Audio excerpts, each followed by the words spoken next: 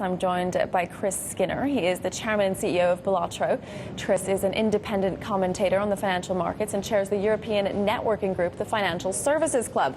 Well, thanks for coming in, Chris. So you saw the markets getting jittery about Portugal and Ireland last week. Ireland's got a huge problem with recapitalizing its banks at the moment. What's the problem in Portugal? Well, mainly that Portugal doesn't seem to have a plan. And if you look at Spain, for example, they've brought in major austerity measures, labour market reforms. They're doing all the right things to rein in the budget deficit. Whereas, as you mentioned, Portugal's budget deficit has increased from 8.7 billion to 9.2 billion. And they don't seem to have a way of reducing that. They don't have growth.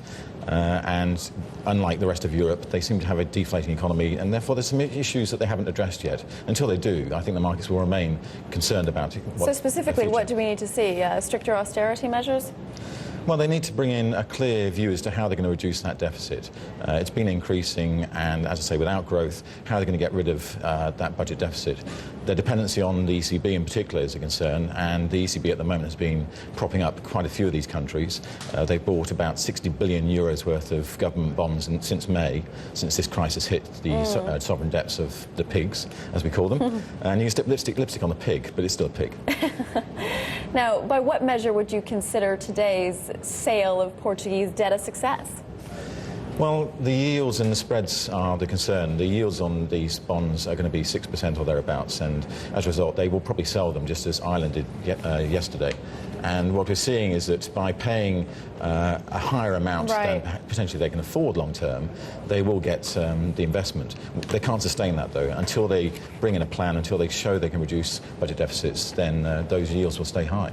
Now, we had Prime Minister José Luis Rodríguez Zapatero of Spain yesterday declaring the European debt crisis over. What do you make of that? A little bit preemptive.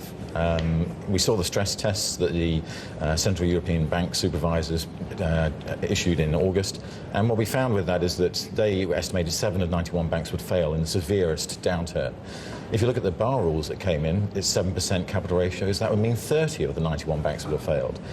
We still haven't seen that recapitalisation of the European banking system, and recently we've been running a survey in the club, the Financial Services Club that I run, and found that the banks in particular are saying they see a north-south divide, and potentially the European Union will split into a secure north and a insecure south. Interesting that you say that, because Mr. Zapatero is saying that the lesson that he's drawing from this is that you need greater European integration, and what you're saying is that that's not the view from the people that you've been speaking to, CEOs. No, I mean, there's quite a bit of resentment, particularly in Germany, for example, where the European Central Bank is based in Frankfurt. They've been buying all the debt of Europe and supporting the countries that are not sustaining their growth and capabilities and managing their economies effectively, and that creates issues. Now, long term, if the union stays together, that can be resolved, but the banks are telling me that they don't think it will stay together long term.